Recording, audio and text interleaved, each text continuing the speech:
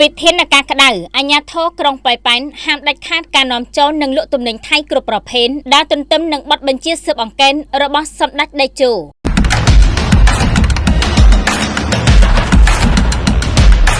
ខេត្តបន្ទាយមានជ័យវិធានការរឹតបន្តឹងលើការនាំចូលទំនិញពីប្រទេសជិតខាងត្រូវបានអនុវត្តយ៉ាងក្តៅគគុំដោយនៅព្រឹកថ្ងៃសុក្រទី12ខែមិថុនាឆ្នាំ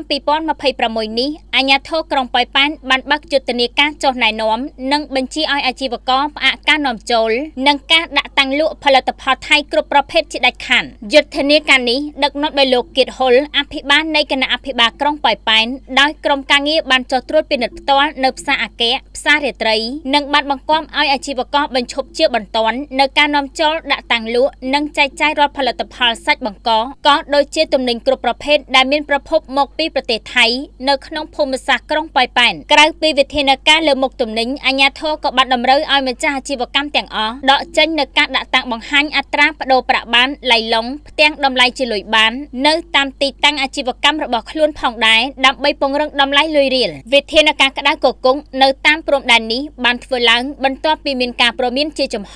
និងម៉ឺងម៉ាត់បំផុនពីសំណាក់សម្ដេចតេជោហ៊ុនសែនកាលពីល្ងាចថ្ងៃទី11ខែមិថុនាឆ្នាំ2026ម្សិលមិញនេះនាក្នុងឱកាសដែលសម្ដេចបានអញ្ជើញទៅពិនិត្យរោងចក្រផលិតសម្លៀកបំពាក់យោធានៅក្នុងខេត្តបាត់ដំបងនៅក្នុងការថ្លែងការណ៍ដ៏មានទម្ងន់នោះសម្ដេចតេជោហ៊ុនសែនបានបញ្ជាទៅកាន់អភិបាលរាជធានីភ្នំពេញអគ្គស្នងការនគរបាលជាតិនិងអគ្គនាយកដ្ឋានគយនឹងរដ្ឋកោះកម្ពុជាឲ្យបើកការស៊ើបអង្កេតទ្រង់ទ្រាយធំរកឲ្យឃើញនៅខ្សែបណ្ដាញពាក់ព័ន្ធនឹងការនាំចូលទំនិញនិងសាច់បង្កកខុសច្បាប់ពីប្រទេសថៃប្រសាសន៍ដើមដ៏ម៉ឺងម៉ាត់របស់សម្ដេចតេជោប្រមូលទាំងអស់តាំងពីអ្នកបើកឡានហើយទុកថៅកែខ្លះឲ្យខ្ញុំសួរចម្លើយផ្ទាល់ជួបម្នាក់ម្ដ